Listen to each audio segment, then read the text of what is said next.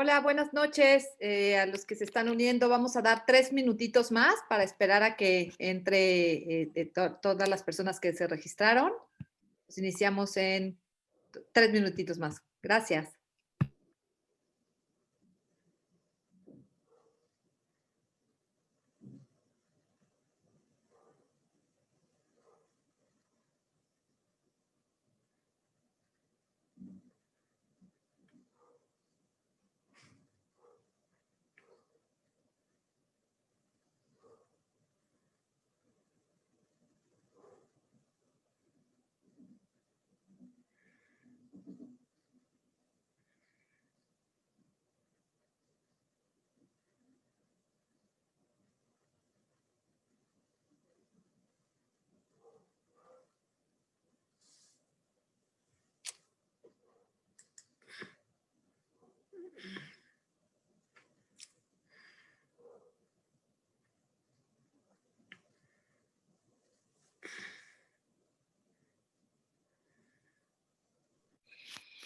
Mientras iniciamos, estoy viendo que se conectaron desde Ecuador. Buenas noches, Elena. También si quieren escribir y compartirnos de dónde se están conectando para conocernos.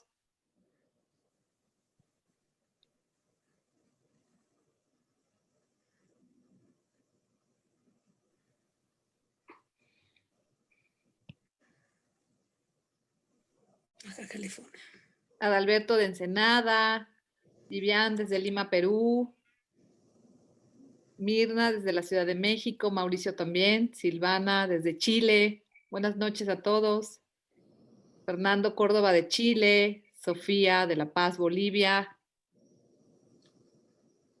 Hola Francisco desde Michoacán. Oscar desde México. Venezuela, está increíble, mucha gente. Fabio de Veracruz. Clara de Coahuila, de Venezuela. Ana Lucía de Ecuador. Connie de La Paz, Bolivia. Alma de Ciudad de México. Increíble. Daniel de Puebla, de Uruguay. Claudia, buenas noches. Mauricio de la Ciudad de México. Andrea de Cholula, egresada de nuestra maestría. Vivian, buenas noches Vivian. Sandra de Ecuador. Silvana de Argentina. Teresa de Perú. Juana desde Argentina. Ítalo de Bolivia. Desde Mérida, Venezuela. Blanca Trujillo de la Ciudad de México. Camilo de Colombia. Cristian desde Quito. Buenas noches a todos. Qué gusto que estén aquí. Esperamos que aprendamos muchísimo hoy de la voz y de la narrativa de Graciela, que es muy querida. Vamos a iniciar. Bueno, yo soy Karina Gutiérrez, soy la directora del área de innovación educativa para la sostenibilidad de la Universidad del Medio Ambiente y estoy muy contenta de recibirlos, de poderlos escuchar, que escuchen a Graciela. Graciela es docente, además de que es una gran pedagoga y una investigadora genial en educación, es docente de nuestra maestría en cuarto semestre del Seminario de Documentación y Sistematización de la Experiencia Educativa. Y bueno, les voy a leer un poquito de su bio. Graciela Concepción Mesina es investigadora y docente de posgrado en educación. Tiene un doctorado en ciencias con mención en investigación educativa. Algunas de sus líneas de investigación son en formación docente, educación de jóvenes y adultos, educación con migrantes, convivencia y violencia escolar, educación rural, educación y trabajo. Ella es consultora de la UNESCO y de otros organismos internacionales y nacionales, como el INEA y la Ibero. Es gestora de la Red de Investigación en Educación Rural. Es profesora de la Universidad del Medio Ambiente en la Maestría de Innovación Educativa y actualmente trabaja en la Comisión Nacional para la Mejora Continua de la Educación y es directora de la Coordinación de Análisis y Monitoreo. Bienvenida, Graciela. Gracias. Muchísimas gracias por aceptar esta invitación. Espero que te diviertas igual que nosotros de conversar con toda la audiencia. Y bueno, el espacio es tuyo. Antes de iniciar, quisiera decirles a la audiencia que abajo tienen dos espacios. Uno es la parte del chat y otro, si lo pueden ver, dice preguntas y respuestas. Nos gustaría invitarlos a que en el chat comenten cualquier cosa sobre cómo se están sintiendo, de lo que están escuchando. Y en el de preguntas y respuestas, que si ya tienen preguntas más específicas sobre el contenido, sobre lo que están escuchando, si quieren bibliografía, preguntas más puntuales, nos las hagan saber ahí en preguntas y respuestas para irles dando la respuesta y también para que Graciela en el momento las podamos abordar en el último espacio que tenemos. Entonces la sesión está diseñada para que Graciela converse con nosotros y luego tenemos un pequeño espacio de preguntas y respuestas donde ustedes irán pidiendo la participación y les vamos a abrir el micrófono y el video. Entonces, bueno, bienvenidos, bienvenidas, bienvenides. Y ahora sí, nos quedamos con Graciela. Graciela. Gracias, Karina.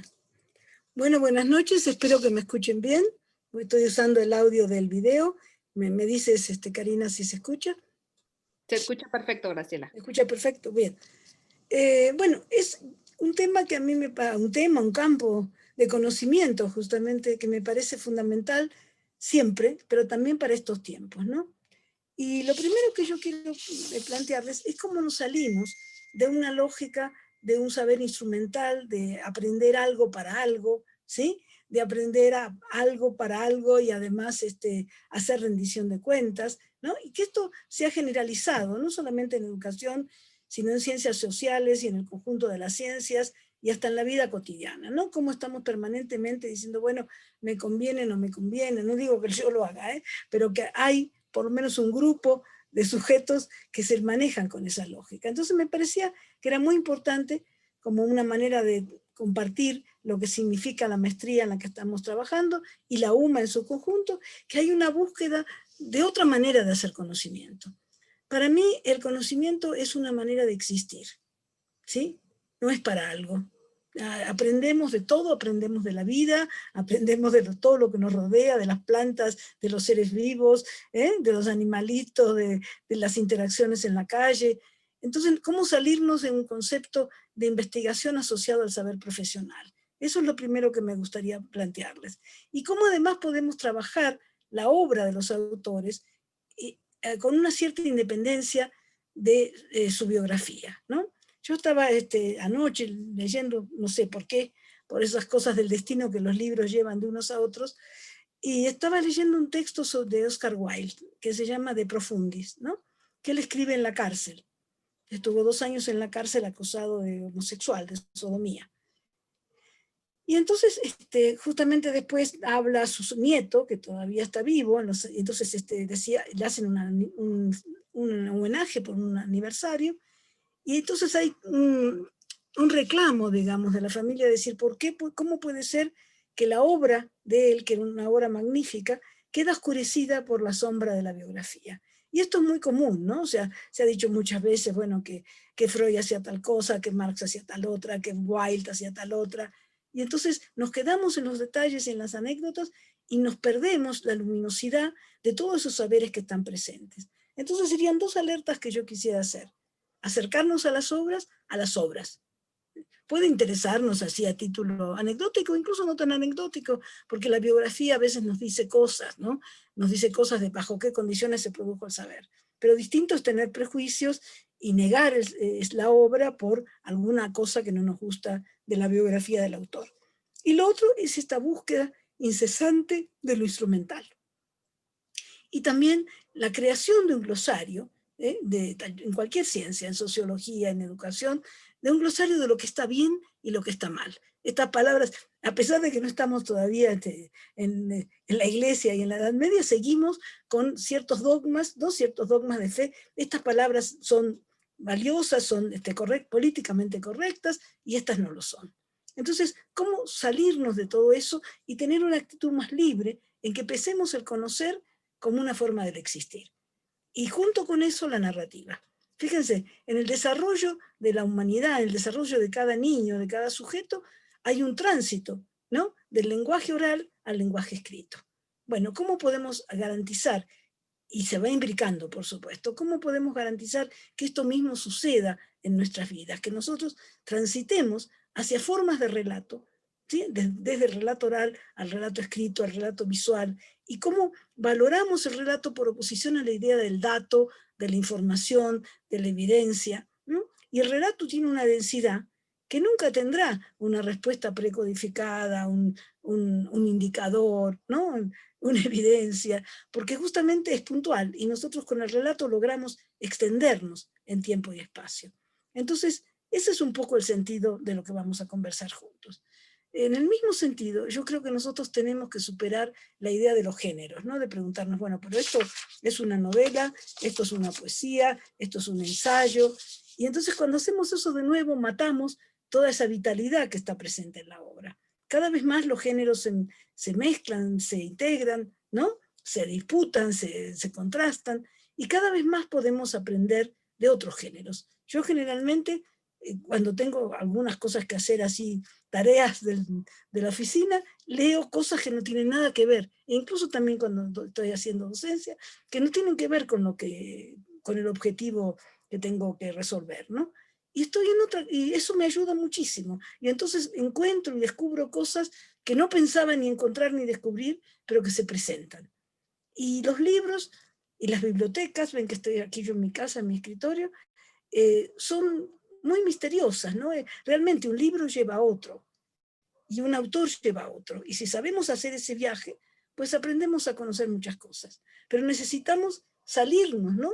Salirnos de lo habitual. Bueno, ahora me animo y leo a Dante, ahora me animo y leo a Esquilo, ahora me animo y leo a Shakespeare, ahora me animo y leo a un autor contemporáneo y dialogo con Murakami, ¿sí? Y ahí hay montones de pistas para entender qué es la educación y qué es esto que está sucediendo, ¿no?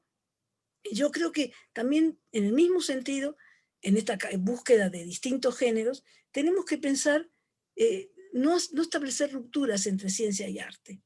Nosotros hemos, justamente cuando estuve trabajando el año pasado con migrantes, con niños y jóvenes migrantes, también había adultos, pero predominaban niños y jóvenes. Bueno, hicimos un montón de actividades de arte, acciones de arte con ellos, y eso les daba muchas posibilidades de conocerse.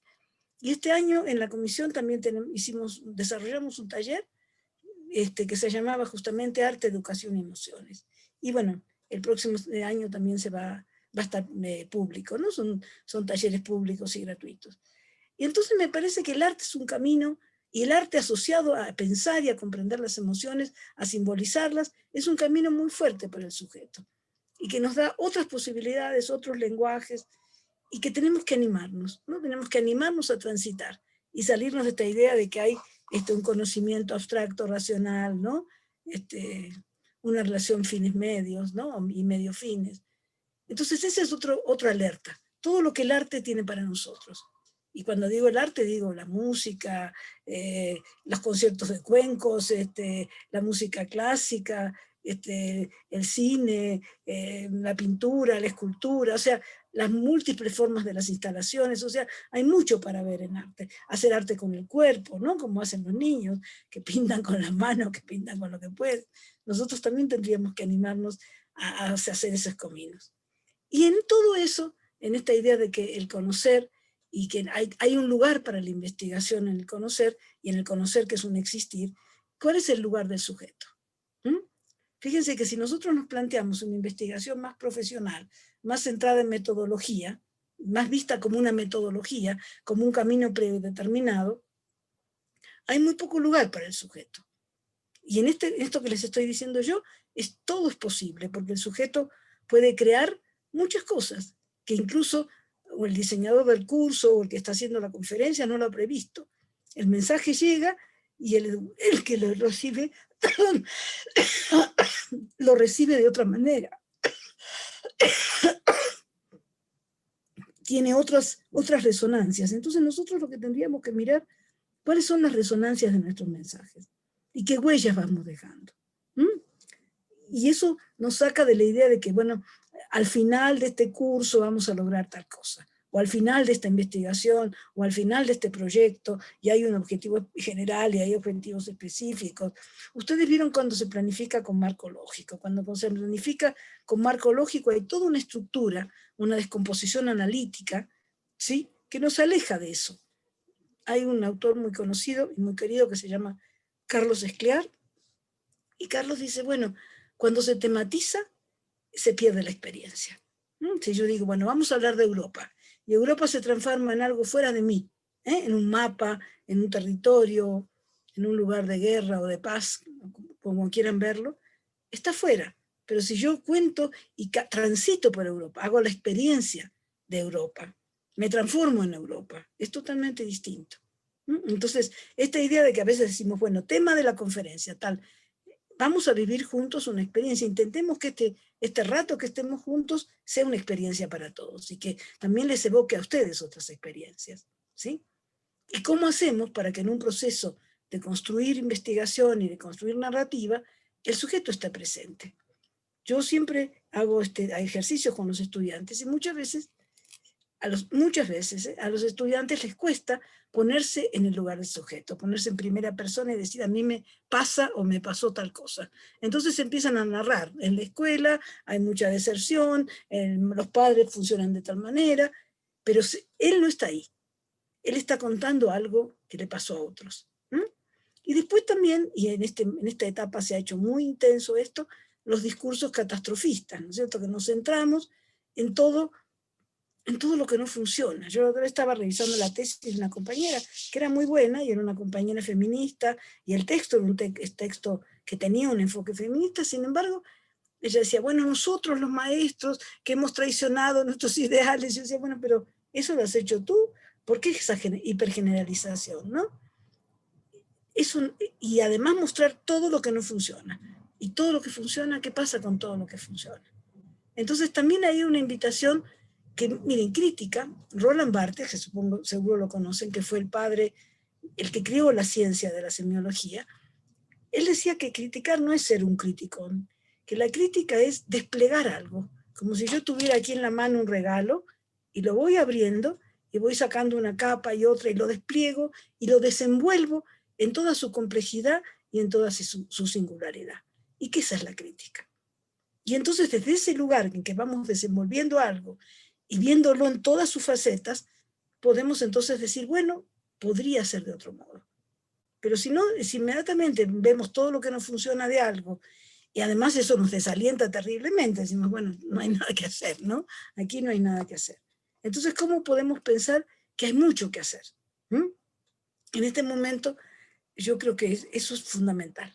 Porque, miren, ha habido por parte de los medios de comunicación, y ustedes lo saben, un discurso del miedo, un discurso del odio, ¿no es cierto? Ha crecido en los últimos tiempos, por lo menos en los últimos 2 años, y en este año también ha crecido el racismo, ¿no? Mucho, mucho, y con toda la irracionalidad que eso implica. Y además muchas formas sutiles del racismo, ¿no? No es solamente el racismo hacia, entre comillas, los negros, los judíos, no, hay muchas otras formas. El gordito, el que no responde a cierto prototipo social, ¿no es cierto? Hay 1000 formas de racismo, y en nuestras sociedades se nota mucho eso. Entonces, y sin embargo, bueno, en el caso de México esto es muy notorio, estamos en una sociedad absolutamente mestiza en el sentido de mezcla, pero además con una presencia histórica y presente de las comunidades indígenas y de las lenguas indígenas. Entonces, con más razón, nosotros tenemos que reivindicar esta diversidad cultural, unido a generar estructuras igualitarias para el diálogo. Entonces, para hacer conocimiento y para darle a la investigación en la narrativa un lugar en este gran campo que podemos llamar el conocimiento como existencia, tenemos que estar como abrir fronteras, ¿sí? Generar comunidades, pero comunidades que no sean comunidades guetos, sino que sean comunidades de apertura. Hay un autor que ustedes seguramente conocen, que se llama Roberto Espósito, un politólogo italiano, que él tiene un famoso libro que se llama Comunità, ha escrito muchísimo, pero este es como yo creo que fue el primero más difundido, a principios del 2000, y entonces él dice, bueno, nunca se ha hablado tanto en este siglo, en este siglo y en el anterior, el llamado siglo XX, de de comunidad. La gente se llena la boca con comunidad, y sin embargo nunca hemos sido más racistas. Y esto este libro que está editado por primera vez en 2003, tiene absoluta vigencia, ¿no? Y él dice, bueno, ¿de qué nos llenamos? De comunidades de iguales. Supónganse, los egresados de Oxford, ¿no? Los amigos míos. Pero la cosa no es esa, la cosa es cómo hacemos comunidades de diferentes. Comunidades de diferentes que se reconocen por iguales por el solo hecho de ser humanos, que se reconocen en esa humanidad, y al reconocerse como iguales, también pueden valorar lo diferentes que son, y los saberes diferentes que se ponen en juego, y las vidas y las trayectorias diferentes. Entonces me parece que para pensar y para conocer y para animarse con la investigación de otra manera, tenemos que transitar por todo esto que yo les estoy diciendo. Y también preguntarnos, miren, preguntarnos es una acción fundamental, pero el problema es ¿para qué? Porque muchas veces nos preguntamos ¿por qué? Como los niños pequeños, ¿no? ¿Por qué esto? Y hay algunos autores que dicen, bueno, a veces el por qué no sirve, porque yo te pregunto a ti, ¿por qué haces esto? No sé. Justamente lo que quiero es que usted me lo diga, que usted me ayude a entender por qué no, por qué pasa esto. Entonces, algunos autores, incluso comunicólogos, dicen, es fundamental preguntarse ¿para qué? ¿Para qué estoy haciendo esto? ¿Mm? ¿Qué espero, qué espero lograr con esto? ¿Mm? ¿Y bajo qué condiciones esto está teniendo lugar? Miren qué distinto es, ¿no? ¿Para qué estoy haciendo esto? ¿Y bajo qué condiciones? Y entonces una cosa fundamental, si queremos generar procesos de investigación, es hablar de las condiciones. Porque, por ejemplo, hay todo un prejuicio que los docentes no se comprometen, que los docentes no trabajan, ¿no? Digo, en algunos países. Pero luego lo que olvidamos son bajo qué condiciones trabajan los docentes. ¿Mm? Aquí se ha hecho una reforma a la Ley General de Educación muy importante en el año, justamente en el primer año del gobierno de López Obrador, que la Ley General de Educación hace un corte radical con el pasado y plantea que no más evaluación punitiva contra los maestros y que no más evaluaciones de desempeño, ni de desempeño de los docentes, ni evaluaciones de desempeño de los estudiantes. Pero sí investigaciones y evaluaciones de lo que está sucediendo, o sea, evaluación diagnóstica y formativa. ¿Ven que es diferente? E incluso yo por lo menos si pudiera, desterraría la palabra evaluación por un tiempo, porque está tan cargada de estas evaluaciones puntuales y punitivas, que es muy fácil deslizarse, ¿no es cierto? Entonces, lo que necesitaríamos nosotros hacer es grandes investigaciones, digo grandes en el sentido de investigaciones macro, e investigaciones micro, investigaciones referidas a comunidades, antes que pensar de nuevo en la evaluación o en grandes programas como ustedes conocen, como ha sido Planea, todo lo que ha transitado por América Latina de evaluaciones globales, ¿no? Pero ¿cómo entonces nos salimos de eso? Y cómo incluso las palabras significan, porque la palabra evaluación la tenemos que revisar. Y en cambio la palabra investigación, que significa justamente investigar, o sea, meterse en el vestigio, meterse en la huella, caminar junto con la huella, hacer la expedición de la expedición. ¿Se dan cuenta? Eso es lo que tenemos que hacer. Y ahí tenemos un mundo de conocimiento disponible. Así tenemos que hacer arqueología. Foucault era muy claro con respecto a eso. Y tenemos que hacer historia. ¿Mm? Yo estaba trabajando con unos estudiantes en otra universidad, en un doctorado, y estábamos trabajando historia de la sexualidad de Foucault. Entonces Foucault sugiere algo, ahí hay un apartado que se llama método. Y él dice, bueno, no tomen esto como propuestas metodológicas, son precauciones metodológicas. No sé cuál sería la palabra en francés, porque esta es una edición del siglo XXI, que el traductor puso precauciones. Me gustaría saber cuál es la palabra original. Pero es mucho más sutil, ¿no es cierto? Él hace algunas precauciones. Entonces, una de las precauciones es el reconocimiento de que el poder no hay un centro de poder, sino que el poder está en todas partes, que hay micropoderes, y que eso es lo que fácilmente olvidamos, y que nosotros también como sujetos, aún los sujetos más anodinos, tenemos una cuota de poder, ¿no? Pero me encantó eso de las precauciones, ¿no? Y después él dice, bueno, yo voy a trabajar con algunas hipótesis. y algunas hipótesis que son históricas y otras hipótesis que son teórico-históricas. Y a él le encanta esta idea de historizar. Y bueno, por eso escribe la historia de la sexualidad, la historia de la clínica, la historia de la locura, ¿no? Pero ¿por qué? El vigilar, castigar, que es como la historia del castigo, ¿no? ¿Pero por qué? Porque piensa que ahí hay una clave. No es el hecho en sí, no es que yo quiero saber exactamente qué le pasaba a los griegos con la sexualidad. También me puede interesar, pero el punto es cómo puedo darme cuenta de las variaciones. Y a partir de él, justamente dice, a partir de ciertos espacios que han sido naturalmente cuestionados, omitidos, velados, como es la sexualidad o la locura, toda la sociedad se refleja ahí. En las perversiones de la sexualidad y en las normalizaciones de la sexualidad está toda la sociedad en su conjunto. Y entonces historizar nos permite además contrastar, bueno, esto pasaba en el periodo victoriano, esto pasaba en Grecia, esto pasaba aquí, esto pasa ahora. Y entonces podemos darnos cuenta que algunas categorías que pensamos que están totalmente perimidas son totalmente actuales.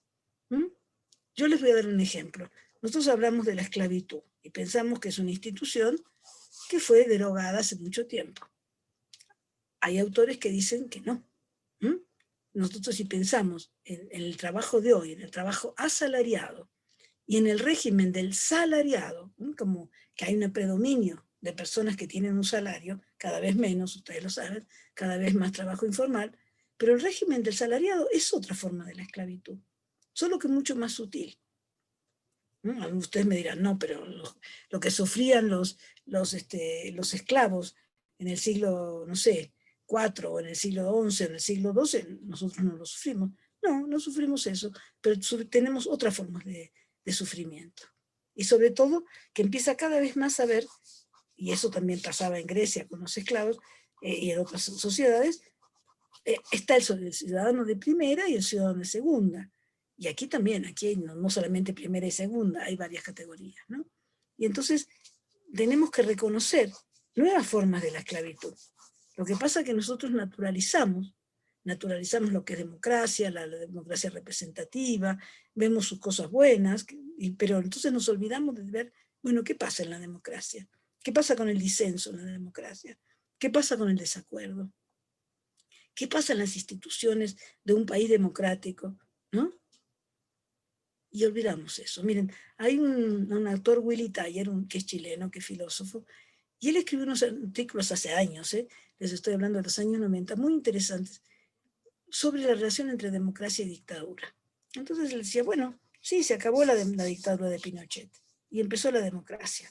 Se llamaba en esas épocas democracia de transición, ¿no? En realidad, democracia de transición, nada. O sea, fue Pinochet, que era muy conveniente para muchos, también para los intereses norteamericanos, y se crearon las llamadas leyes de amarre. O sea, dejar todo, irse, pero dejar todo amarrado y mantener una estructura económica, una estructura política, una estructura en lo educativo. Entonces, la democracia de transición, en realidad, era la transición de la democracia, de la dictadura, perdón. La dictadura seguía presente. Y 30 años después, ustedes ven lo que ha pasado en Chile el año pasado, ¿no es cierto? Y sigue pasando, y todas estas movilizaciones enormes tienen que ver con eso, tienen que ver con un pasado no resuelto. ¿Mm? Y sin embargo estamos en democracia. Claro, ahora hay un gobierno de derecha en Chile, pero aún así, con los gobiernos de la concertación, estas contradicciones internas estaban muy fuertes.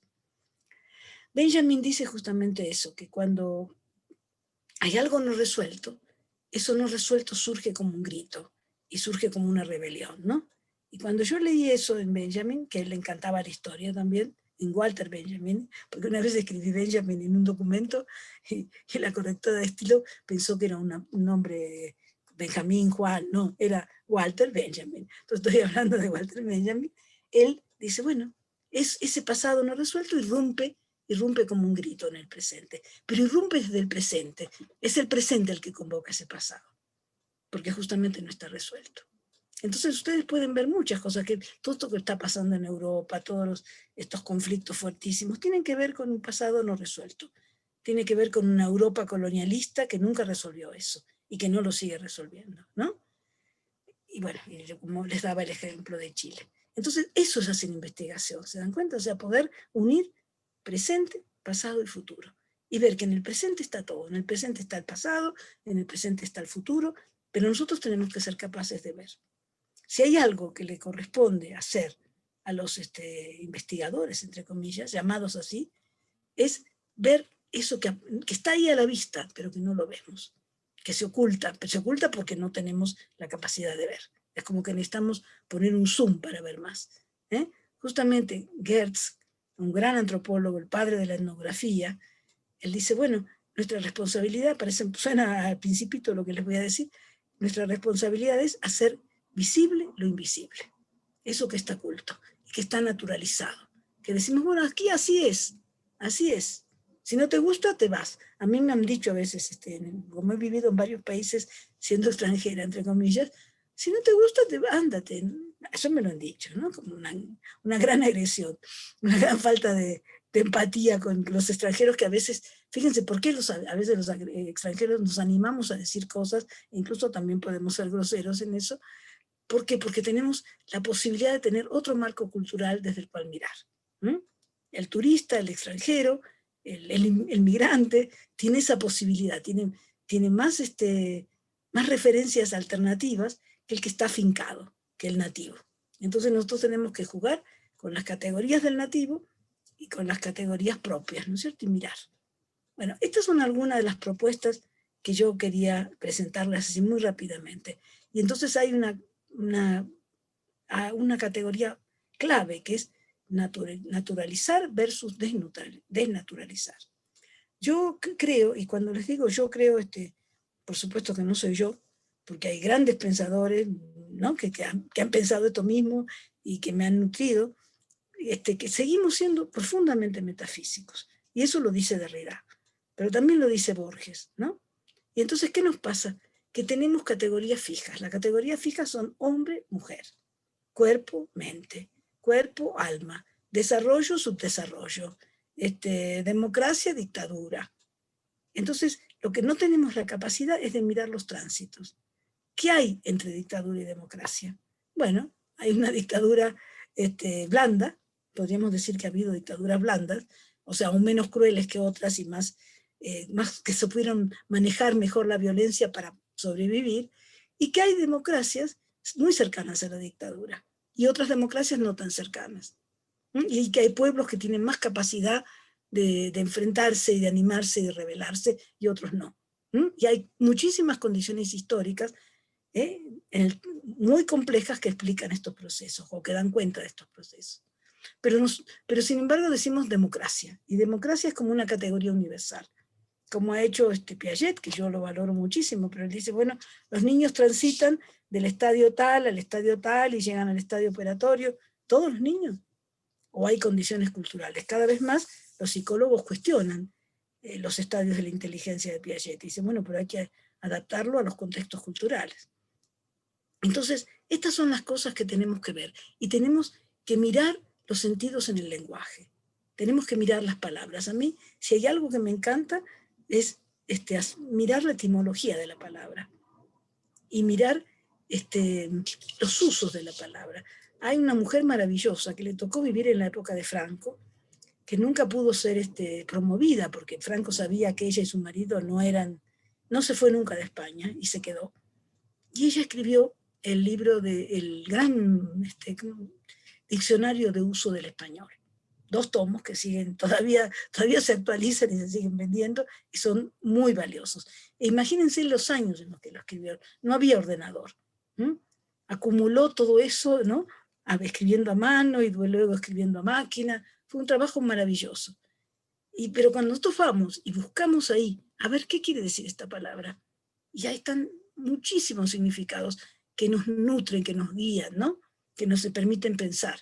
Por ejemplo, miren, yo estoy trabajando en redes ahora, ¿no?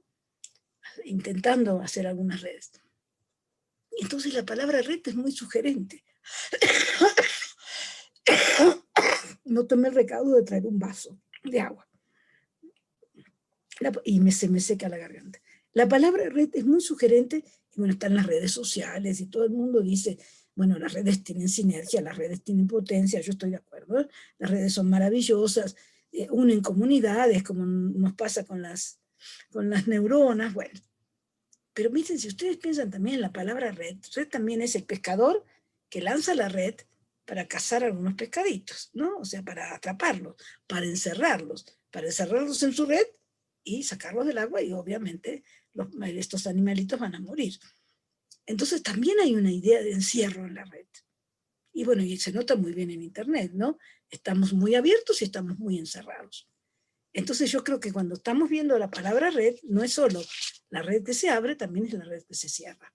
O es la comunidad entre diferentes, o es la comunidad de iguales que termina siendo un gueto.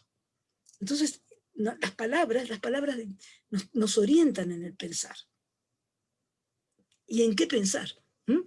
Porque ahí sí, no todas las maneras de pensar son las mismas. Cuando yo les decía que era importante dejar de ser metafísicos y dejar de pensar en categorías dicotómicas, me acerco, y esto lo dice Derrida, y Derrida habla crea una categoría, inventa una palabra que se llama la deconstrucción, que justamente la deconstrucción es esto, es desmontar el conocimiento que está más o menos naturalizado y empezar a abrir caminos, ramificaciones, buscar más.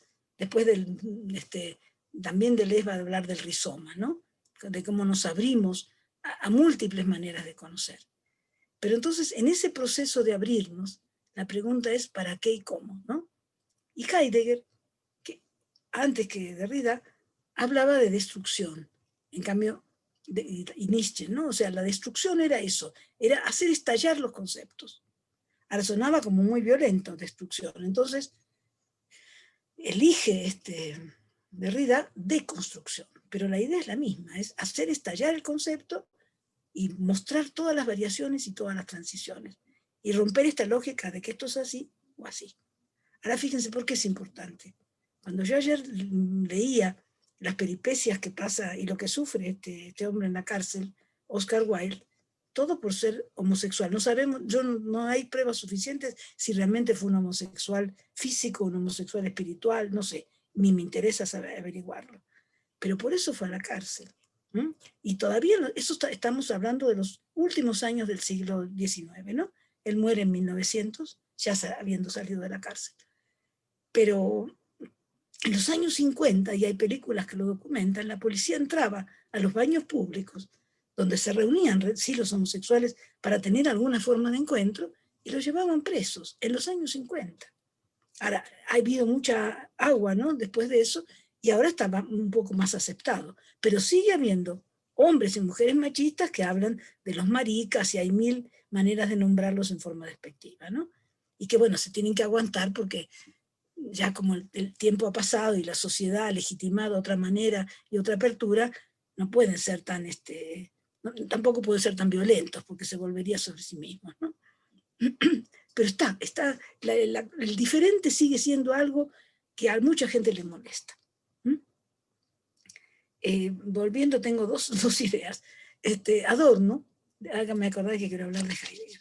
Adorno, Teodoro Adorno, que también se tuvo que ir porque él también venía de una familia judía, tuvo que exilarse con el nazismo a los Estados Unidos, que había creado una escuela muy importante, que era la escuela de Frankfurt. Él decía que después que termina la guerra, hace una gran investigación sobre el pensamiento autoritario, ¿no? ¿Qué es el autoritarismo? ¿Qué significa que haya autoritarismo en un pueblo?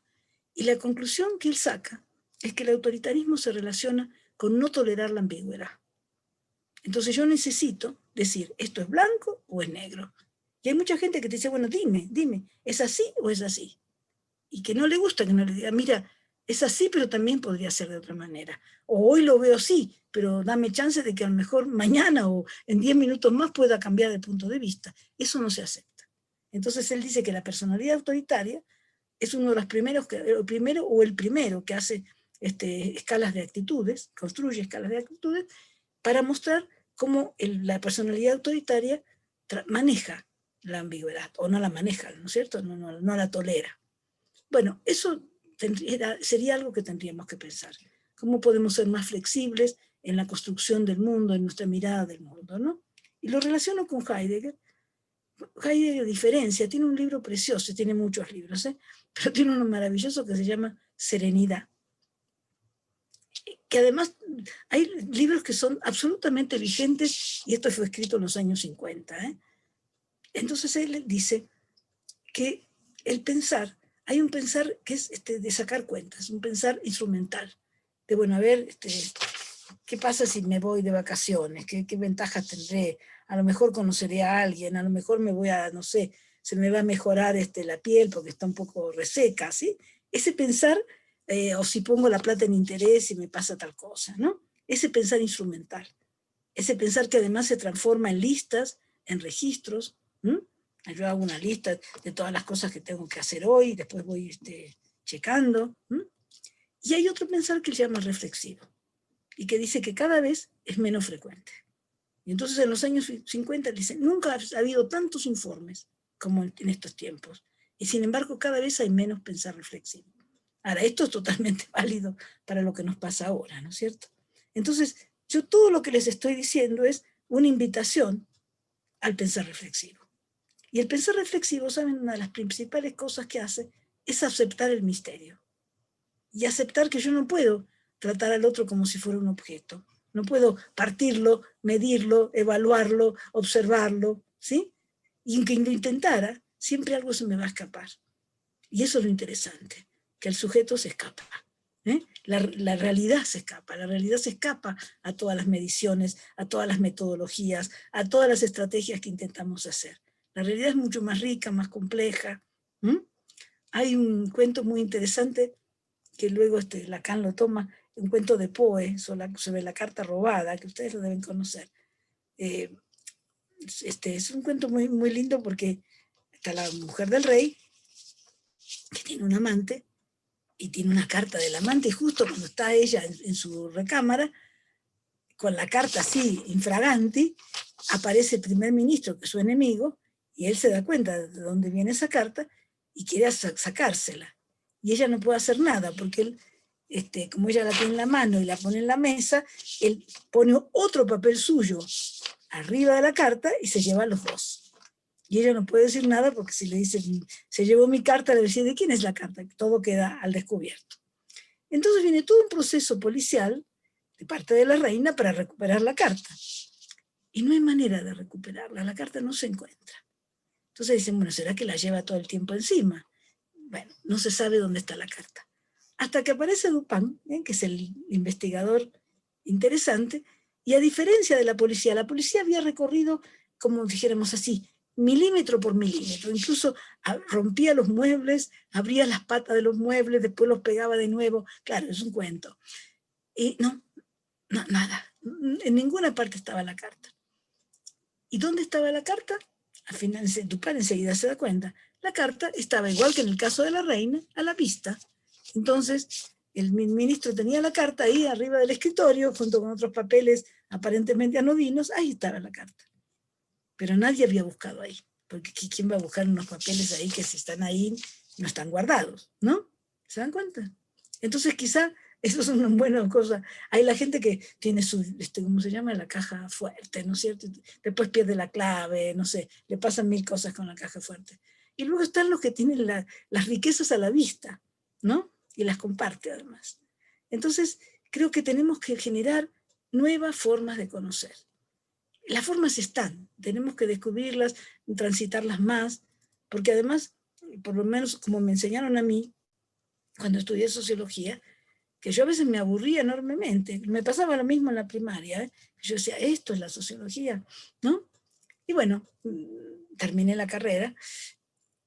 Claro que algo aprendí, pero luego todo lo que aprendí bien, lo aprendí sola, ¿no? Como autodidacta, haciendo cosas, investigando, mal investigando, ¿no?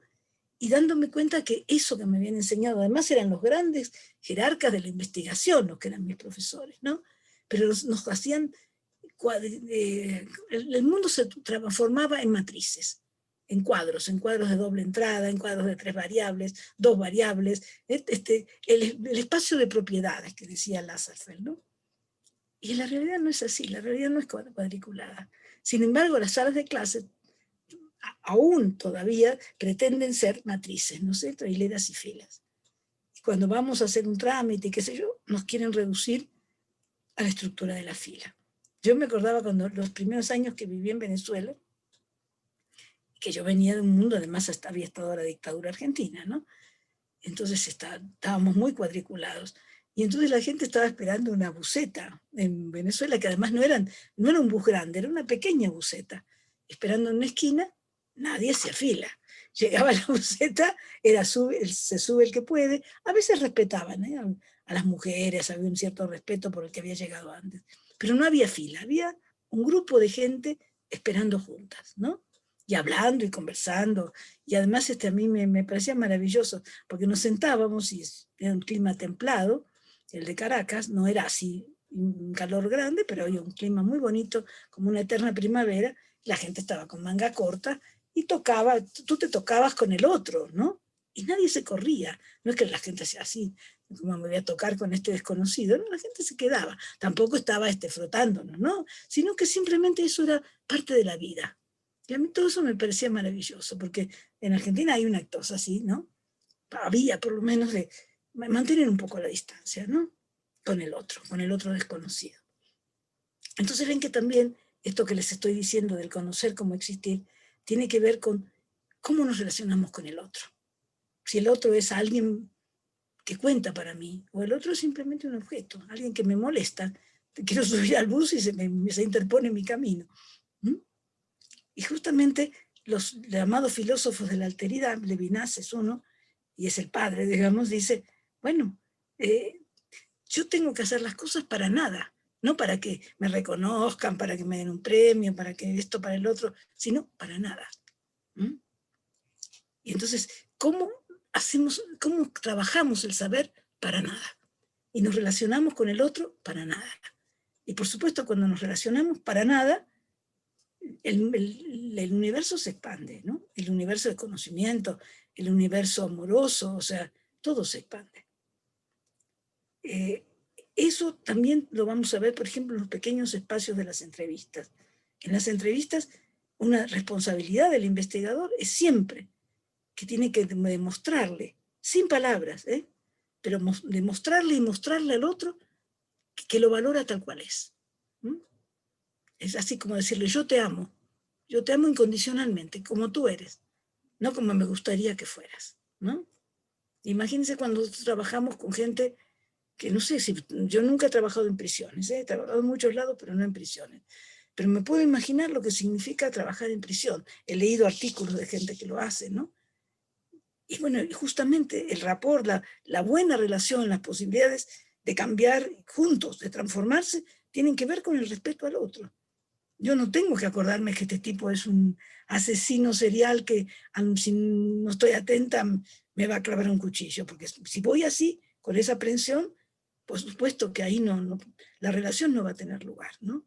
Una relación, digamos, mutua, una relación que se enriquece, y a veces sin estar en la cárcel, así nos relacionamos con el otro. Me decía Karina que no iba a verlos, no los estoy viendo, no sé qué les pasa con todo lo que estoy diciendo. Por supuesto que esto que estoy diciendo incluye también reconocer que somos sujetos con sexo y sujetos con género, y que el género nos condiciona. Pero no solo el género. Apareció una categoría que viene de África, que es la interseccionalidad. ¿Se acuerdan? Que justamente el género dialoga con la clase social, con el origen cultural, y entonces desde ahí todavía se hace más complejo. O sea, como que hay una construcción de sujeto donde convergen distintas realidades. Bueno, yo los invitaría a eso, pero no al lenguaje inclusivo. La otra vez yo le mostré hace 2 días a un amigo un documento y me dice por WhatsApp, falta lenguaje inclusivo, que quería decir que yo tenía que decir las niñas y los niños, las maestras y los maestros. Y yo le dije, mira, Judith Butler, que es una gran feminista, ha escrito que eso no es lo más importante. Lo más importante es realmente denunciar la violencia de género, defender la diferencia de género, ¿no? Y el lenguaje inclusivo así, niñas, niños, ¿no? Madres, padres, puede llegar a ser cansón, ¿no? Pero no tenemos que tener el convencimiento de que el género significa. Y por supuesto significa junto con la clase social, ¿no? Porque las mujeres son distintas de acuerdo a la clase social a la que pertenecen y los hombres también, y salirnos del lugar de la víctima, las mujeres, ¿no? Pero reconocer las múltiples formas de violencia que hemos sufrido las mujeres, ¿no? En el tiempo. Y entonces cuando estamos historizando, es maravilloso lo que podemos aprender, porque podemos entender cuántas cosas que pasan hoy también pasaron con otros nombres, con otras instituciones. ¿Mm? ¿Y qué más quería decirles? Bueno, he hablado poco del relato. A mí me parece que todo esto tiene lugar en la escritura. Y la escritura permite conservar. La escritura permite crear, estamos creando en la escritura, pero también estamos conservando y estamos construyendo memoria social. Pero de nuevo, no se trata de redactar bien, de si tengo buena ortografía, ¿no? Nosotros cuando hacemos talleres para maestros o para quien sea, no vamos a controlar la ortografía.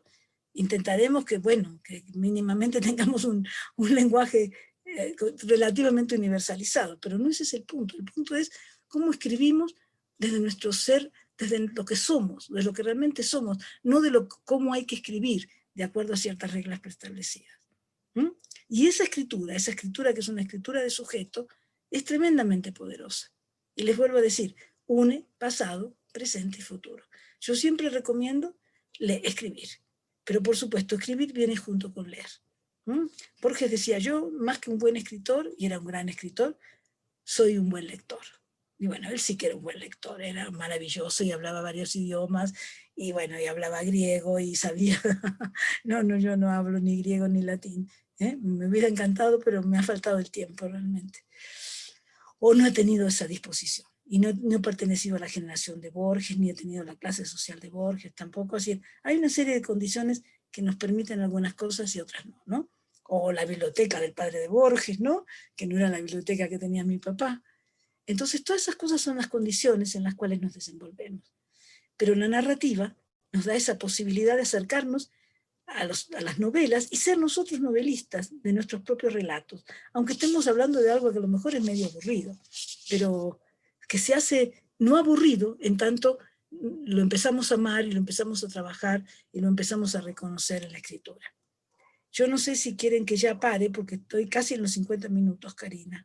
Sí, estás en los 50, no sé si quieres decir algo para cerrar. Tenemos algunas participaciones y luego también me gustaría abrir micrófonos y videos para tener mayor interacción sobre dudas más puntuales. Entonces, bueno, yo lo único que quiero decirles, muchas cosas podría decirles, pero que me parece que es fundamental estar siempre alertas, siempre atentos, pensando cómo nos humanizamos. La otra vez yo estaba escuchando unas conferencias y alguien decía, la crianza humaniza. Yo digo que sí, la crianza humaniza. Y la crianza no es la crianza de la mamá biológica, también es la del papá biológico y también es la de todos los que quieren estar en el lugar y en el oficio de la madre y del padre. Entonces es un proceso social. Tenemos que transitar de pensar en términos individuales a pensar en términos sociales y al mismo tiempo volver al sujeto. Y eso para enaltecer el sujeto, pero no en un planteo individualista, sino en un planteo de que cuando cada uno se encuentra y se transforma a sí mismo, hay más chances de transformar la sociedad. Por supuesto que lo que buscamos es una transformación social, y una transformación social que incluye el medio ambiente, que incluye el respeto a la naturaleza. Yo creo que los grandes pensadores han sido hombres que amaban la naturaleza, que caminaban por la naturaleza. A algunos les gustaba más caminar por la ciudad, otros por el campo, pero había una relación básica de amor y de respeto al otro. Y esto es siempre cómo generar una estructura igualitaria con respeto a la diferencia, incluso a eso, no solamente a la cultura y al otro, al sujeto, sino a cualquiera, al gatito, al perro, al que viene, ¿no? Yo tengo acá un animal que ahora ya está maullando, que es el del departamento de arriba. Pero entonces, y él de alguna manera manifiesta que algo quiere decir, yo no lo entiendo, claro, pero puedo suponer que quiere acercarse. Y por supuesto no lo agrego.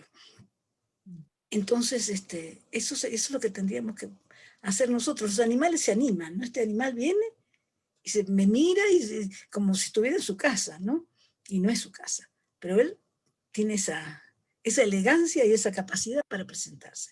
Tenemos mucho que aprender de ellos. Bueno, espero que algo les haya dicho. Básicamente, salirnos de la lógica instrumental, salirnos de la lógica metafísica dicotómica. Y abrirnos a pensar el mundo como poetas, abrirnos al misterio, darnos cuenta de lo que decía Einstein, decía, bueno, yo no puedo demostrar el átomo, pero el átomo existe, y para mí es un constructo teórico. Luego, otros demostraron que el átomo sí se podía verificar, pero él estaba seguro que el átomo existía, aunque no lo podía comprobar empíricamente. Entonces tenemos que salirnos de todas esas maneras que queremos la evidencia empírica. Me contaban hoy que para niños de 2 años, que están en preescolar, no preescolar, inicial, son menos que preescolar, hay maestras de escuelas públicas aquí en México que les piden a los niños que manden sus evidencias. Imagínense un niño de 2 años, de 3 años. ¿Quién se imagina que hará las evidencias? Las mamás se pasan haciendo las evidencias que la maestra pide, ¿no? Entonces, una cosa absolutamente ridícula. ¿Y quiénes se han quedado más fuera de todo? Los niños pequeños. ¿Quiénes se han quedado más desconectados? ¿Y qué ha hecho este confinamiento? Ha agudizado desigualdades, porque ha vuelto a los espacios domésticos. Y los espacios domésticos son desiguales. Si acá hubiera un niño, él miraría mi biblioteca. Pero si hay un niño en una casa donde viven 5, ¿no es cierto?, sin un solo libro, no es lo mismo. Y la mamá tiene que apoyarlo, entre comillas, si es que puede, si es que tiene el tiempo. Entonces, lo que ha hecho este confinamiento es agudizar estas diferencias. Y a cada uno se arregla como puede. Bueno, lo que yo estoy planteando es exactamente lo contrario. Hagamos unos movimientos para que el saber de uno sea el saber de todos. Eso. Gracias, Graciela. No, nada. Estuve tratando de llevar el orden de como preguntaban, porque también estaban preguntando en el chat, no nada más en preguntas y respuestas. Entonces, Jorge Osorio te dice, Graciela, el miedo, el riesgo, la incertidumbre no es un discurso de los medios solo para someternos en la parálisis del miedo. Ha sido, es aún, una experiencia real de la gente, de los desprotegidos. ¿Cómo narramos estas experiencias de extrañeza e incertidumbre y también las acciones de los cuidados y de la solidaridad con los sufrientes en esta época de COVID? ¿Y hacemos de estas narrativas de educación? Bueno, Jorge, toda la razón, tiene toda la razón. El miedo, yo creo que nosotros también hay una responsabilidad nuestra de narrar el miedo, ¿no? Pero narrar el miedo para transformarlo.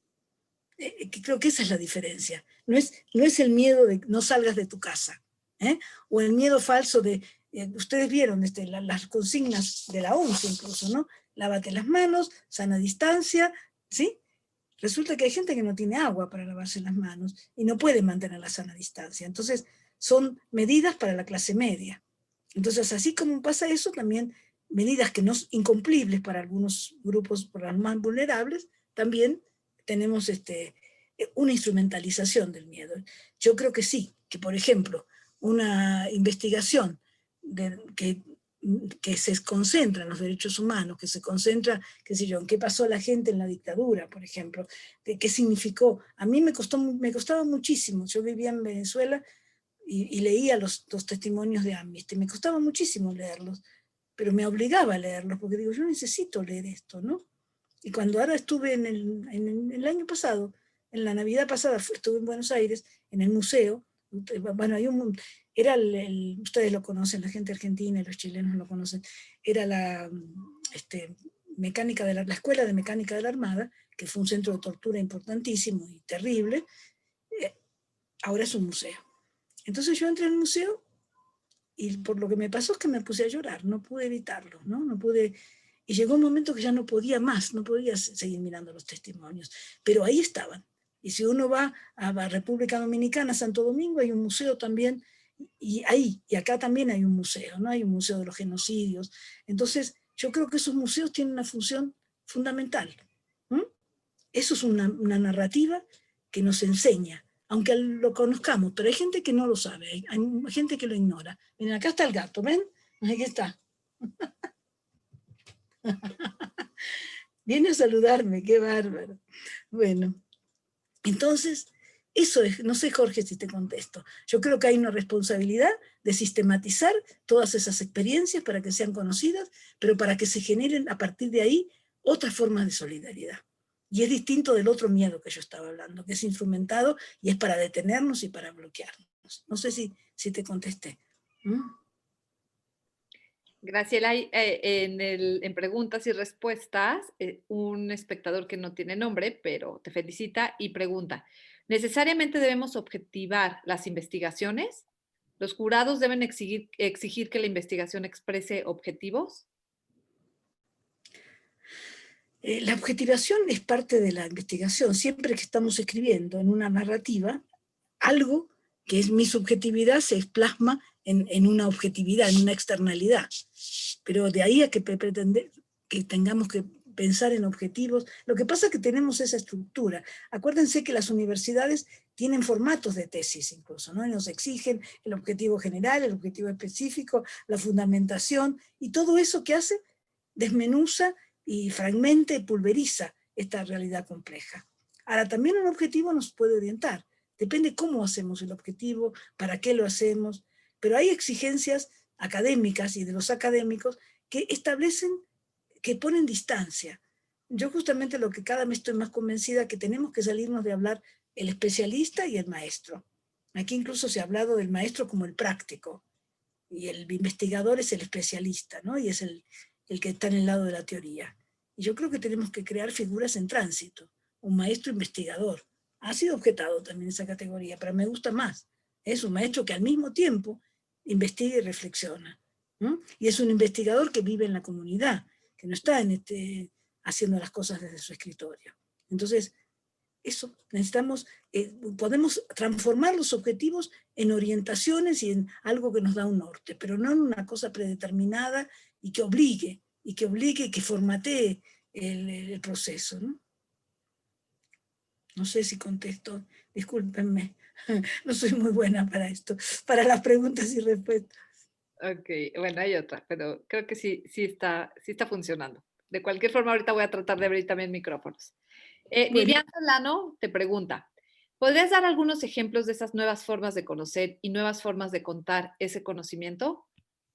Bueno, mira, hay montones de relatos, si ustedes los conocen, bastaría en internet para encontrar montones de investigaciones cualitativas, de investigaciones participativas, de investigación-acción. Jorge, que acaba de hablar, ha hecho montones de trabajos de investigación-acción. En toda América Latina la investigación-acción, el CEAL ha coordinado, Oscar Jara, podríamos nombrar montones de autores que están en esa línea. Argentina y Colombia, yo creo que son como dos focos que han generado mucho conocimiento en este campo, pero también Chile, también México, todos los países finalmente, ¿eh? Con más densidad, con menos densidad. Entonces hay mucho, mucho. Cuando yo por ejemplo, les hablaba del año pasado que estuvimos trabajando en migrantes a través de la OI, de la Organización de Estados Iberoamericanos. Y nosotros sistematizamos todos los relatos que hacíamos de los talleres con los migrantes, con distintos grupos.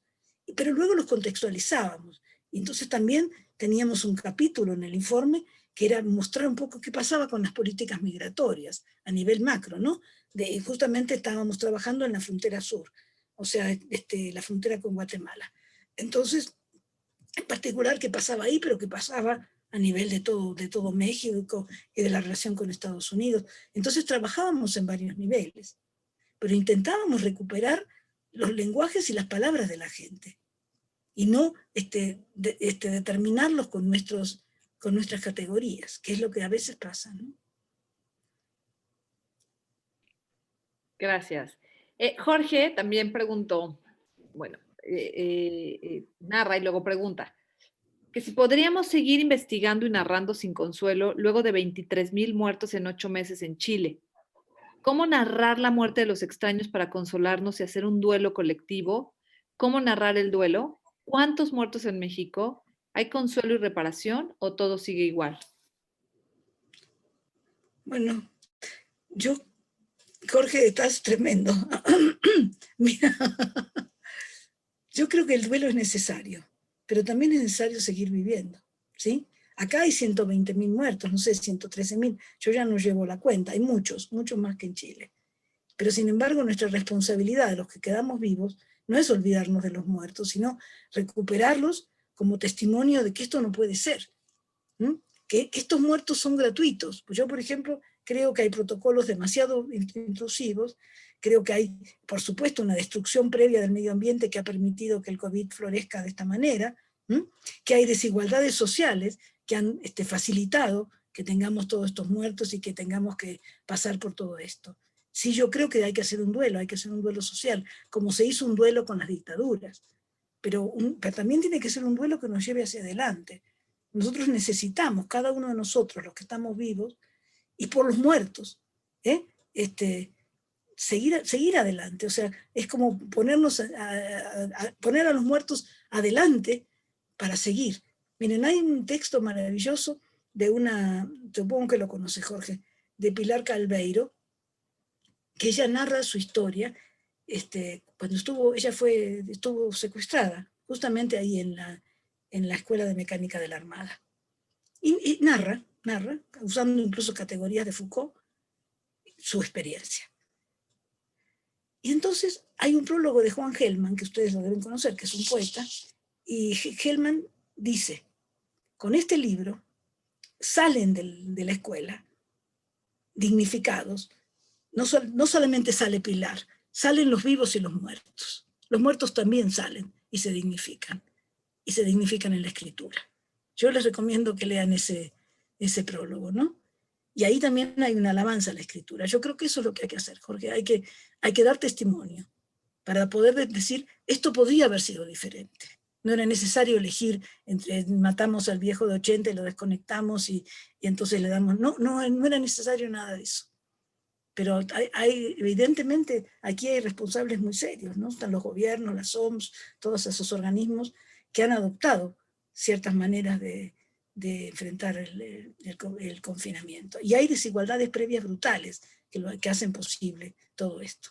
Entonces hablar del duelo es hablar de todo esto. Y también es reparar con los familiares y con los no familiares. Necesitamos encontrarnos con los desconocidos. En realidad todos los muertos son nuestros muertos y son nuestros seres queridos, ¿no?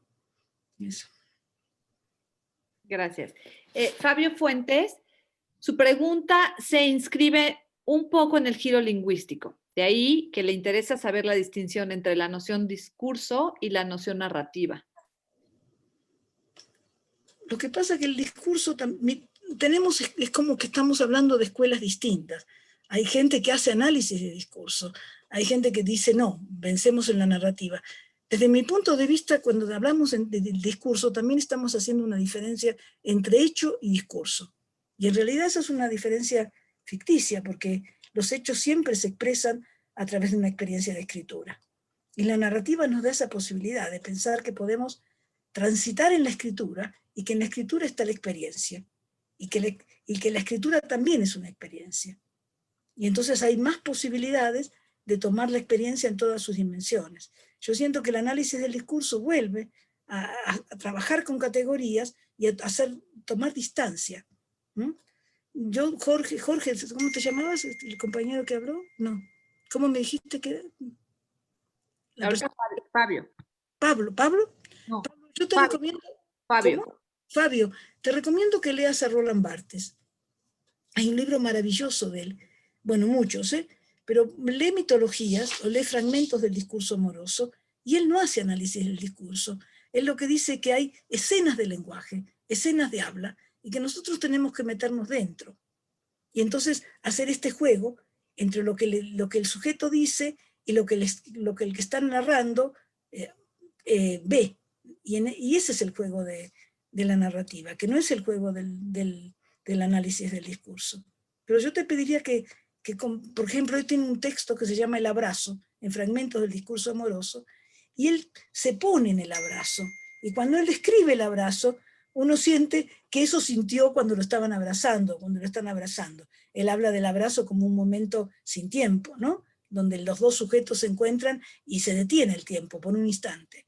Bueno, eso que él dice, y que lo dice mejor que yo, porque tendría que leerlo para poder decirlo textual, el análisis del discurso fragmenta y impide ver este desenvolvimiento, ¿no? Este desplegar del que justamente habla Barthes. Sí. Eros Ángel pregunta, doctora, entiendo que es importante hacer de la investigación un diálogo con lo social. Sí, claro. La investigación, miren, la investigación tiene como un horizonte siempre de transformación social, pero no tiene que ser un un horizonte abstracto, tiene que ser un horizonte a través de cosas específicas. Yo puedo plantearme la transformación social en educación, en las cosas del medio ambiente, en situaciones específicas de violencia intrafamiliar. O sea, no tenemos que hacer de la transformación social y de lo social un discurso abstracto. Tiene que estar ahí, tiene que haber una situación ahí, tiene que haber experiencias donde lo social se hace presente, y entonces se da este diálogo entre lo micro y lo macro. Elena España, ¿cómo podría narrar en ciencias biológicas para dejar de transmitir contenidos? Bueno, por empezar, salirse de la categoría de contenidos. Yo creo que ahí tendríamos que buscar mucho a los cronistas, ¿no? Buscar a Linneo, o sea, buscar a los grandes cronistas, a los grandes botánicos, a los grandes hombres, y también a los grandes relatores novelistas como Verne, ¿no? Entonces necesitamos hacer algo discursivo, pero no en el sentido de análisis del discurso. Necesitamos transitar, o sea, es como mirar la totalidad de algo. Y eso se pierde cuando yo digo contenido, porque yo digo contenidos, fracciones, esto, ¿sí? Entonces están cortados, están separados. Justamente lo que tenemos que hacer es unir. Y se puede hacer en biología también. Esto es un mito nuestro de que en biología no se puede hacer narrativa. Claro que se puede. Pero necesitamos cambiar nuestra manera de pensar. Y necesitamos transitar de lo macro a lo micro, de la inducción a la deducción. Yo te recomiendo un texto de Feyerabend, que se llama una filosofía anarquista, o una teoría del conocimiento anarquista, que él habla justamente de la abducción, ¿no? De cómo se puede, de la contrainducción, perdón. Peirce habla de la abducción, pero él habla de la contrainducción, cómo se puede hacer este juego, porque justamente cuando perdemos esta relación entre lo particular y lo general, y sacrificamos lo particular a lo general, ¿no? Sartre decía, bueno, Valerino es un burgués, pero no todos los burgueses son Valéry. Y ahí y la reducción del marxismo está ahí, ¿no? ¿Se dan cuenta? Entonces le queremos poner una etiqueta al otro, es marxista, es católico, es hombre, es machista, y perdemos todas las singularidades que además son. ¿Qué dice acá? Okay. ¿Qué documentos nos recomienda para profundizar sobre las narrativas socioambientales y dónde podemos ver sus trabajos? Es de Elsa Antonia. Mira, puedes verlos en internet. Nosotros escribimos un texto que a mí todavía me parece actual. Lo escribimos justamente con Jorge, con Jorge Osorio hicimos un trabajo muy lindo a distancia. Escribimos un artículo a distancia, cuando todavía no había confinamiento, que es sobre sistematización. Lo puedes encontrar en la web.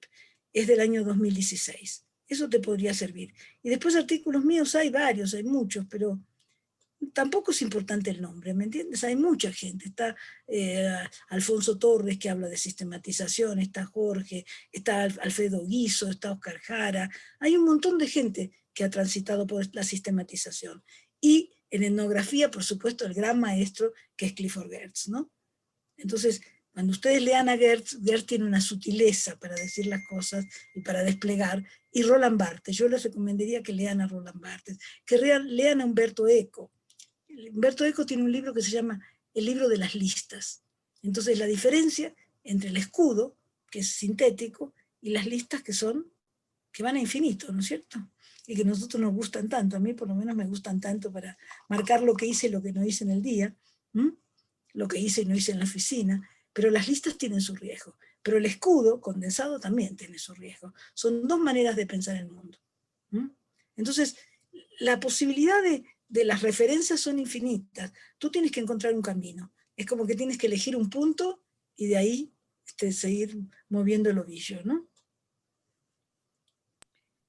Pedro Segovia escribió, oigo que la narrativa debe enfocarse a un cambio, o sea, se convierte en un camino. ¿Cómo ves? Bueno, es que saben que cuando usamos la palabra deber, que debe enfocarse al cambio, el cambio viene por añadidura. Si nosotros hacemos un camino, ¿no? El camino se va cambiando, nosotros vamos cambiando en el camino y el camino cambia con nosotros. Entonces, el cambio está ahí, pero no debemos buscar el cambio está. lo que puede pasar es que bloqueemos el cambio. Entonces, ¿cómo estamos abiertos a un camino indeterminado? Yo creo que la clave es aceptar la incertidumbre, aceptar la indeterminación, aceptar el misterio, aceptar que por más que querramos, les vuelvo a decir, controlar el objeto de la investigación, eso se nos escapa. Miren ustedes el lenguaje de la metodología tradicional. Objeto de investigación, sujeto, objeto, sujeto, objetividad, todo eso. Todas esas palabras para poner distancia y para legitimar la figura del investigador, que es el sujeto, es el rey. Silvana Bustos dice que muchas gracias por tus reflexiones y le gustaría que te pudieras referir sobre las investigaciones basadas en artes y cuáles han sido tus experiencias. Mira, yo no soy de arte, me encantaría saber más.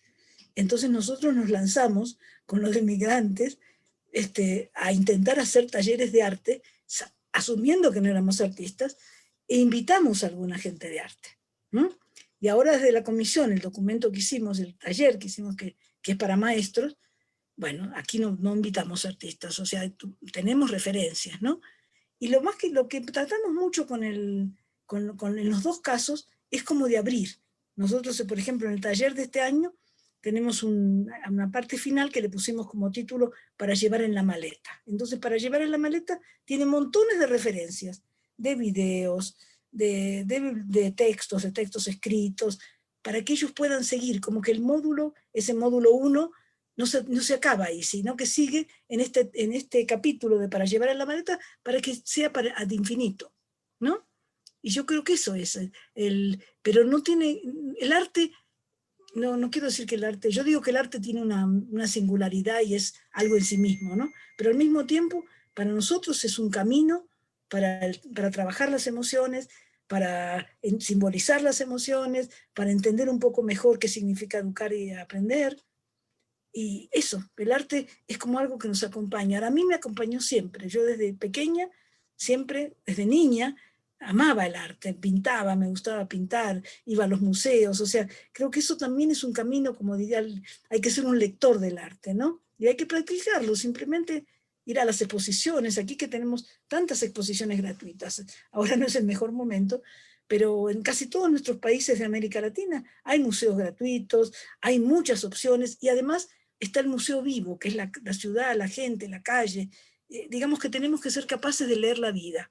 El arte está en la vida, no está solamente en lo que llamamos el arte, ¿no? Y por supuesto está todo el arte indígena, que por ejemplo se lo llama prehispánico. Ustedes imagínense eso, prehispánico, o sea, la referencia es España. Nosotros nacimos cuando nos encontraron, ¿no? Y no fue así. Entonces todas esas categorías que hay que mover, cambiar, alterar, y mirar el arte en todas sus manifestaciones, pero sobre todo es transitar y estar dispuestos a aprender. Nosotros en las dos experiencias más formales que hemos hecho con arte, digo nosotros porque éramos un equipo, lo que queríamos era aprender del otro, que el otro, el artista invitado, el que venía, o el libro, nos enseñara, no queríamos ser los dueños de la verdad, ¿no? Eso. Daniela Mendoza escribe, ¿cómo relacionar el conocimiento con los saberes de manera equilibrada, ya que en la actualidad se generan una serie de enunciamientos de la inclusividad, donde los saberes no dejan de pasar por la legitimidad de la comprobación de la disciplina y las ciencias? Bueno, pero eso es un enfoque nomás. Lo que yo creo que en este caso, miren, yo estudié en los años 60, 70, ¿no? Sociología en la Universidad de Buenos Aires. Y ese era el único conocimiento válido. Estaba el Instituto Torcuato de Itela, ¿no? El Instituto Bariloche, qué sé yo, todas esas cosas. Y bueno, pero la vida misma me fue enseñando, la vida y la investigación y los estudios que empecé a hacer, que eso no era así, que eso era simplemente una formalización, ¿no? Yo mi primer estudio serio que hice fue en sociología rural, ¿no? Entonces empezamos a hacer unas cosas en Misiones, con cosecheros de la yerba mate, y después en Iruya, en Salta, en Jujuy, en toda esa zona, también estuvimos trabajando con, bueno, pequeños, no sé si ni siquiera la palabra agricultores, pequeños productores, gente que después se iba al ingenio, ¿no? Que estaba 6 meses en el ingenio, 6 meses en la puna, una situación así muy, muy desigual, una zona de mucho aislamiento. Yo leí que había gente de Argentina, pueden buscar Iruya, todavía Iruya existe, en esa época casi no había camino, y entonces nosotros íbamos desde la Secretaría de Agricultura, porque ahí estaba el grupo de Sociología Rural, íbamos con un formulario así, ¿no? Escrito a máquina, imagínense, año 72, y entonces le preguntábamos, ¿cuántas hectáreas tiene, no? Y la señora tenía un pedacito de terreno, ¿no? No era una hectárea, y el maíz se daba bajito, y no quería hablar con nosotros porque el marido no estaba, y el marido estaba en el ingenio, iba a volver en 3 meses, o sea que teníamos la entrevista fallida, y darnos cuenta de todo eso, ¿no? Y además ellas eran tan distintas a nosotras. Nosotros éramos chicas de Buenos Aires, de 22 años, imagínense. Y las señoras eran unas señoras grandotas, robustas, que caminaban rápido por el frío, ¿no? Y nosotras con una fatiga tremenda porque estábamos casi a 4.000 metros. Y entonces yo empecé a darme cuenta de lo inútil que era todo esto, ¿no? Y de la distancia entre la realidad y nuestros deseos de aprenderla, ¿no? Y ahí es que yo creo que fue mi mejor ejercicio de investigación participativa. Yo no conocía todavía, o conocía muy poquito a Orlando Falsborda. Después, Orlando Falsborda fue el creador, ¿no? Uno de los creadores de la investigación participativa. Pero yo pude leerlo y pude sensibilizarme con él, porque ya tenía esta experiencia de decir, qué barbaridad, ¿no? Qué falta de corazón el nuestro, ¿no? De ir con estos formularios. Y también para nosotros, porque era toda una frustración de lo poco que podíamos recolectar, todas las cosas que nos fallaban. No sé si te contesto. Aquí no hay una pregunta, pero te escribe Pedro Pérez. Hola, mi bella amiga Graciela, te felicito por este contenido y ese verbo que nos ayuda a levantar ese ánimo para avanzar y luchar por mi querida y amada Venezuela. Y ahora sí, una pregunta. Esta pregunta es de Guadalupe Saldaña y dice, ahora el Internet parece un distractor para la transmisión del conocimiento, sobre todo a los jóvenes, pues pareciera que en la red se encuentran todas las respuestas a cualquier duda. ¿Cómo se puede hacer ese acercamiento con los jóvenes? Mira, yo creo que lo más importante, Internet existe y no va a dejar de existir, ¿no? ¿Cómo nosotros generamos con los jóvenes o con quien sea, o con nosotros mismos, una comprensión de los límites, de las posibilidades, de las perversiones, de todo lo que está presente en Internet?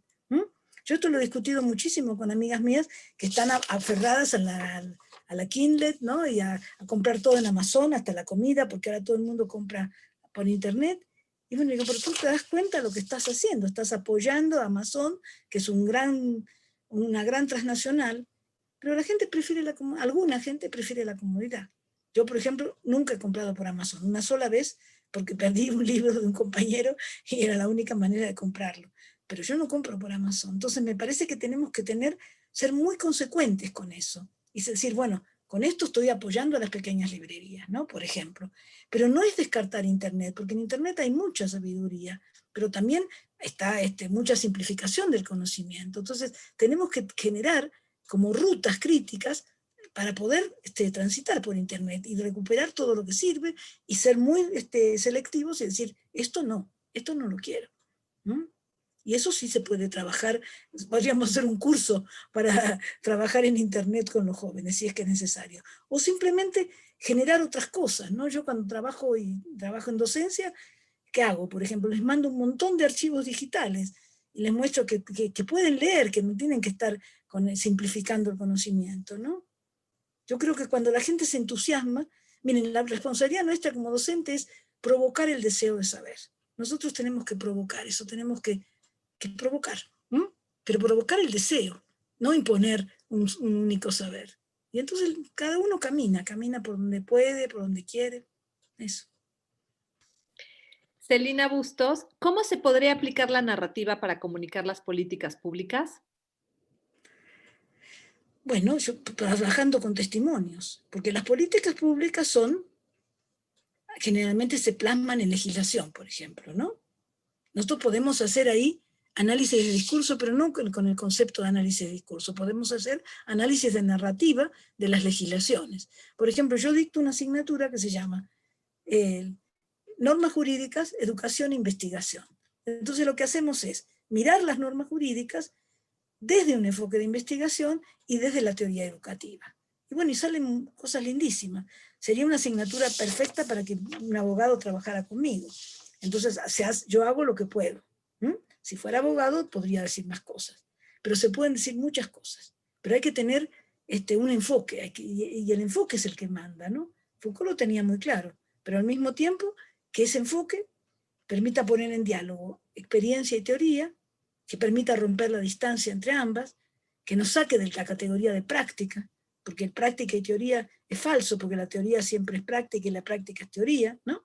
Necesitamos hacer esos diálogos, y así sí se puede. Claro que se puede acompañar la legislación con análisis, y se puede acompañar la legislación y las políticas con testimonios. Alguien puede decir, bueno, está esta política pública, bueno, pero ¿qué pasó? Vamos a preguntarle a los maestros qué pasó, vamos a preguntarle a los chicos qué pasó, vamos a preguntarle a los padres. Entonces, claro que se pueden transmitir políticas públicas bajo la forma de narrativas. Pero hay que saber hacerlo y hay que querer hacerlo. Sigue habiendo un discurso oficial muy fuerte que no cree en esto, que lo que cree que, bueno, hay que presentar evidencias.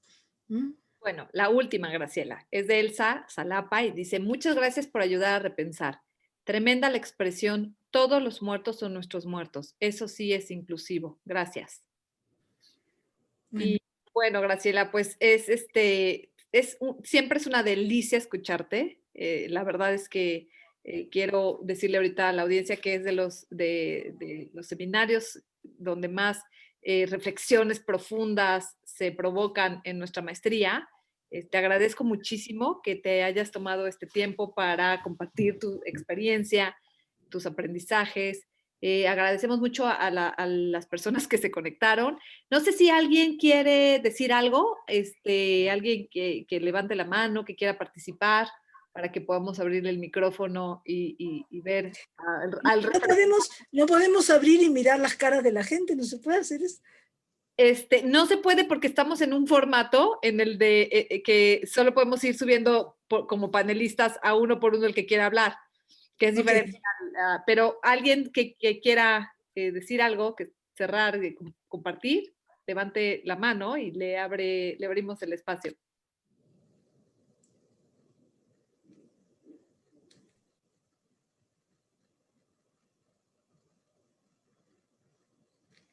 Ahora todos nos pusimos tímidos. A ver, Guadalupe. No, ya viene, ahorita lo...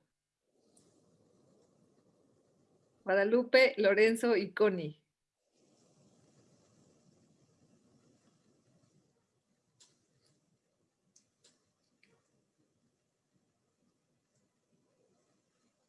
Hola, Guadalupe. Hola, ¿qué tal? ¿Sí me escuchan? Sí. Sí. No te vemos, pero te escuchamos. Muy bien. Pues muchas gracias. Para mí ha sido muy nutritivo saber esta parte de cómo empezar también a cambiar la forma de transmitir el conocimiento o platicar con los alumnos, porque a veces, en mi caso particular, es seguir un esquema, ¿no? De esto es así más esto. Y ocasionalmente trabajo también con plantas medicinales y doy algunas pláticas. Entonces, refuerza lo que tú dices cuando platicamos de la experiencia que se ha vivido con las plantas en ciertos lugares de la República, es cuando se abre más la gente a convivir, a platicar sus propias experiencias y entonces hacemos un intercambio de lo que ellos saben y nosotros sabemos. Entonces, muchas gracias por todas las herramientas que me acabas de dar para poder mejorar esta parte de con los alumnos, el acercamiento hacia ellos, ¿no? Y poder generar más bien un conocimiento de ambos, porque como decía hace un momento, los chicos tienen mucha información, mucho acceso a internet, a muchas preguntas, y a veces llegan con cosas que dan por hecho, y a veces el decirles eso está mal, lo sienten como esta persona vive en el pasado, ¿no? No acepta el internet, pero no es por ese lado, sino por el hecho de que no todo, como dices, el conocimiento está simplificado y no todo es lineal, sino que hay muchos factores que nos llevan a un concepto, nos llevan a un contenido, nos llevan a determinar alguna característica de algún organismo, de alguna planta, de algún espacio donde estemos trabajando, ¿no? Entonces, pues muchas gracias. Gracias, Guadalupe. Gracias, Guadalupe. Estamos en tiempo. Nada, está Lorenzo y está Connie. Les pedimos, sí queremos darles el espacio, solo participaciones cortas para que podamos escuchar. Ya. Lorenzo. Ah, Connie. Hola, Connie.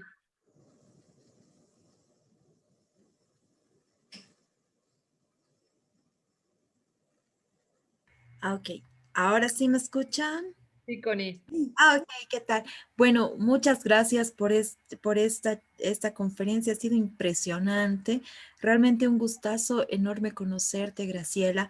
Y bueno, realmente me quedo con tanta belleza que has hablado sobre utilización del testimonio, sobre la coherencia. Y sabes, yo me quedo con la coherencia. Bueno, soy psicóloga humanista existencial, entonces la congruencia y la coherencia es básica para nosotros, ¿no? Y sí, realmente la investigación no tiene por qué ser incoherente con nosotros, ¿no? Por lo tanto, tenemos que vivir como se habla, hablar como se piensa, y ahí vamos a ver plasmadas en nuestras investigaciones o en lo que vayamos a escribir nuestra esencia también, y esa es la idea. Muchas gracias, realmente fabuloso todo. Gracias. Gracias, Connie. Gracias, Connie. Lorenzo, una participación breve.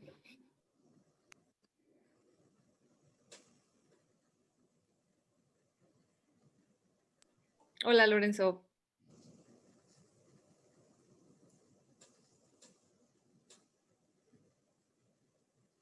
Hola, sí, ahora sí me escuchan. Sí, Sí, sí. Bueno, buenas noches, muchas gracias Graciela, muchas gracias Karina. Un espacio, bueno, a toda la audiencia también, que es sumamente nutritivo. Coincido con Connie que dice la coherencia y congruencia, ¿no es cierto? Yo soy docente, ya pude participar de un espacio formativo con Graciela. El año pasado se vino a Misiones, Argentina, y bueno, es impresionante porque en la docencia muchas veces uno se ve con la obligación de transmitir saberes, como decía ella, microsaberes, y también dejar que la gente aprenda o disfrute de pensar y de conocer más. Eh, y bueno, quiero agradecer eso, ¿no? Que con cada palabra, con cada idea que nos transmite Graciela, hace eso, nos transforma, nos invita a creer en nosotros, a creer que el espacio de la investigación se puede disputar desde las narrativas, de romper con estos esquemas dicotómicos que nosotros llegamos al espacio de ser docentes, de pasar por el nivel superior y parece que perdemos todo esto que ella mencionó de que fuimos niños, de que somos artistas, de que el arte está vivo, de tantas cosas que no nos damos cuenta y lo perdemos. Así que muchísimas gracias por resumir estas cosas sin simplificarlas, sino complejizándolas. Nada más que eso, alentar a usar narrativas, a entender que viven en nuestras escuelas, en todos los espacios en donde queremos construir la investigación. Nada más. Gracias, Lorenzo. gracias, Lorenzo. Bueno, también Silvana está pidiendo la palabra. Es la última participación. Silvana.